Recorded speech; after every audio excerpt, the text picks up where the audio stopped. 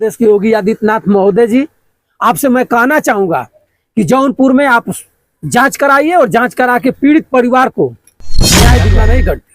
अनुराग यादव आज बच जाता।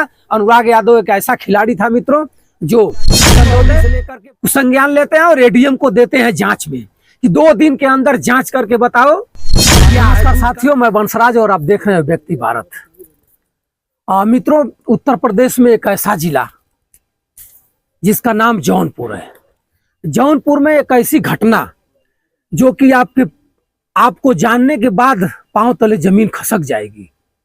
जौनपुर में गौरा बादशाहपुर थाना है। गौरा बादशाहपुर क्षेत्र के कबीरुद्दीनपुर गांव है, जहां अनुराग यादव सनफ रामजीत यादव का मकान पड़ता है।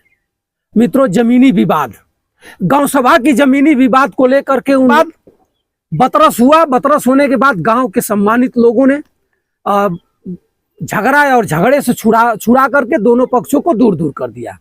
दूर दूर करने के बाद रामजीत यादव का एक पक्ष था जिनका पुत्र है अनुराग यादव।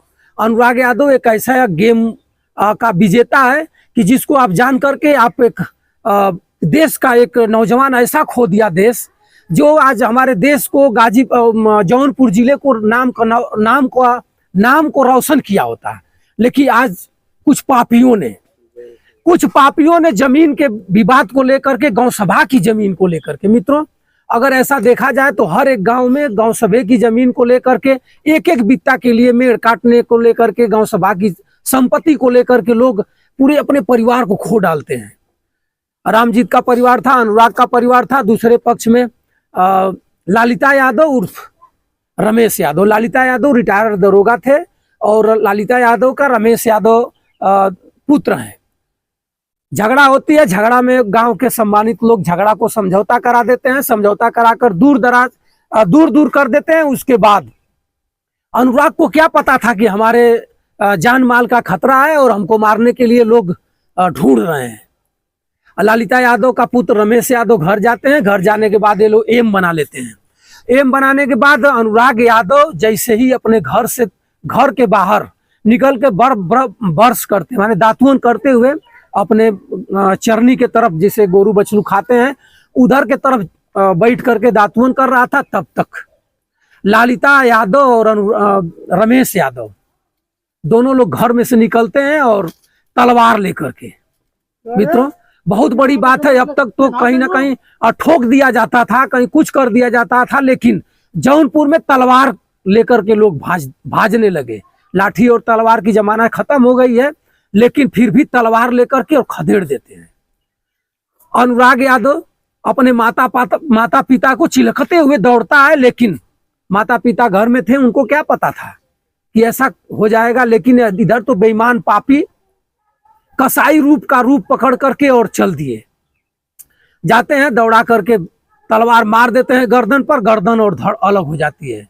मित्रों, उसके बाद माता उसके पिता ने धड़ को लेकर रो रहा है और माता गर्दन को लेकर रो रही है। इसको मेरा सवाल है, उत्तर प्रदेश के योगी आदित्यनाथ जी मुख्यमंत्री महोदय जी से मेरा सवाल है कि आखिर में रिटायर दरोगा ललिता यादव के पास तलवार आई कहां से? मित्रों, अगर एक चाकू लेकर के आप किसी चौराहा पर घूमेंगे तो उस क्षेत्र का दरोगा, उस क्षेत्र का सीओ, उस क्षेत्र का एसपी, उस जिले का एसपी, कप्तान आपको उठा करके और जेल भेज देगा। लेकिन दरोगा जी के पास तलवार आई कहां से कि रमेश यादव तलवार लेकर के और अनुराग यादव के गर्दन पर चलाया और अनुराग यादव कुछ कहने लायक भी नहीं रहा, तुरंत धड़ से गर्दन अलग हो जाती है और उसके बाद भाग जाते हैं लोग। उसके बाद प्रशासन के लोगों का दिमाग खुल जाता है। 40 वर्ष पुराना मामला था। 40 वर्ष से उस जमीन पर विवाद चल रहा था। क्या वहां के जिला अधिकारी महोदय इस मामला को नहीं जानते थे? वहां के तहसीलदार नहीं जानते थे? एसडीएम नहीं जानता था? वहां का थाना अध्यक्ष नहीं जानता था? कप्तान नहीं जानता था? मित्रों, ऐसे घटना हर जिले और हर गांव में, 1 2 3 गांव छोड़ करके हर जगह है।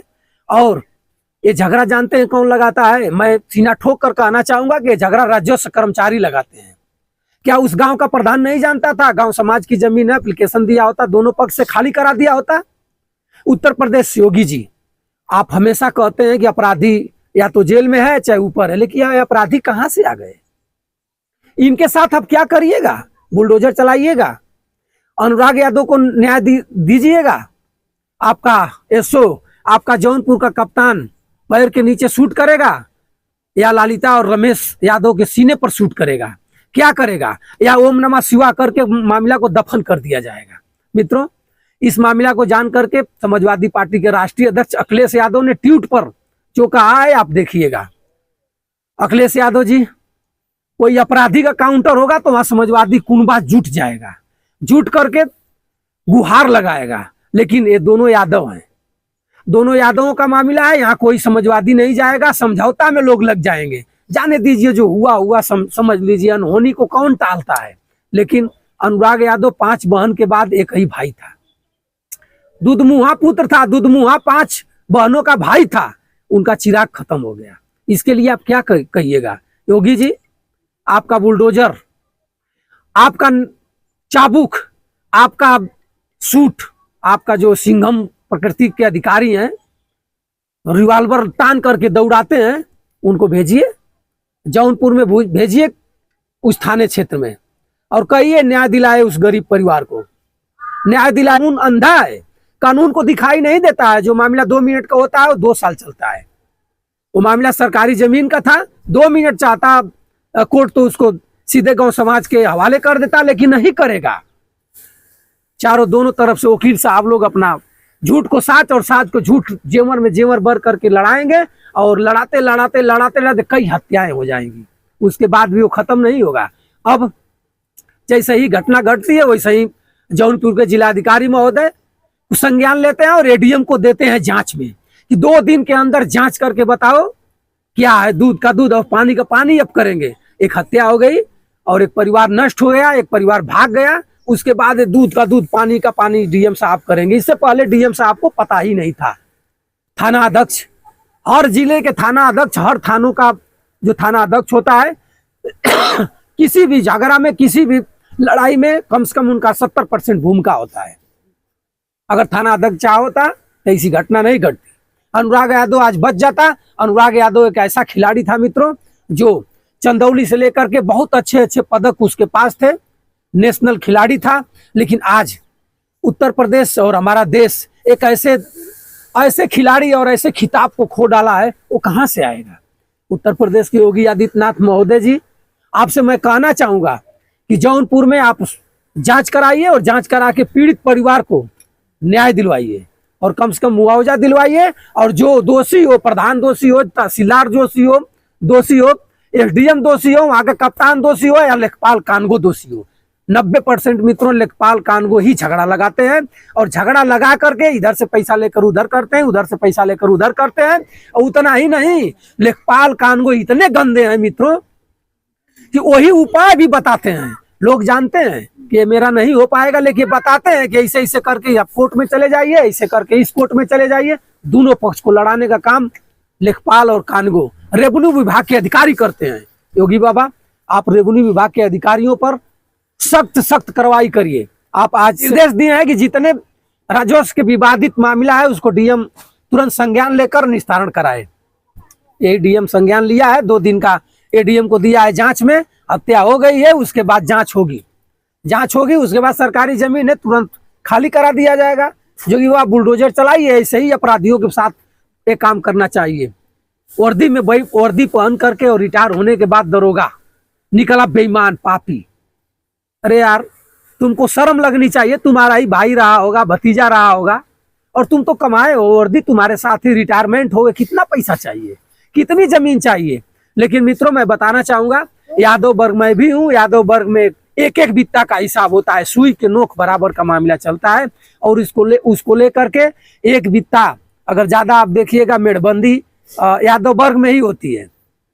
और उतना ही नहीं, जो पंचायत करते हैं बड़े बड़े पगड़ा बांध करके, वो भी बिकते हैं। सब पैसा लेकर के पंचायत करते हैं और लड़ाते हैं। राजनीति, गांव सभा के प्रधान हो, जिला पंचायत हो, विधायक तक लड़ाते हैं कि लड़ते रहेंगे लोग तो मेरा वोट की राजनीति सिद्ध रहेगी। योगी आदित्यनाथ जी, जौनपुर के घटना को आप दूध का दूध पानी का पानी करिए। मित्रों, और इस मामला को, इस वीडियो को देख करके कमेंट करिएगा और बताइएगा कि इसमें अनुराग यादव दोषी है और ललिता यादव, रमेश यादव दोषी हैं, और या गांव का प्रधान और लेखपाल कानगो तहसीलदार एसडीएम दोषी है। इसको आप जरूर कमेंट बॉक्स में बताइएगा। तब तक के लिए वंशराज यादव का सादर प्रणाम स्वीकार करें। जय हिंद, जय भारत।